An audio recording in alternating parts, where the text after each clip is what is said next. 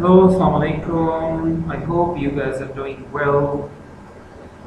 In today's lecture, I'm going to teach you the parts of speech. Noun is a name of a person, place, thing, or idea. Ali, that is a noun. Pronoun.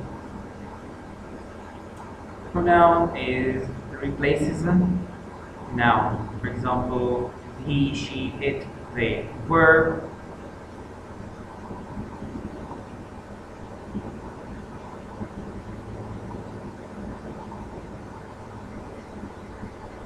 shows action or state: run, eat, think.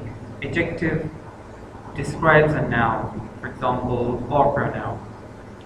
Big, red, happy.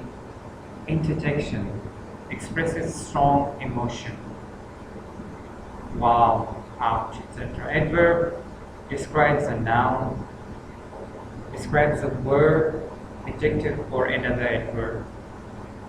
Preposition shows relationship between words or in, under, with. Conjunction join words or sentences, for example, and, but, because.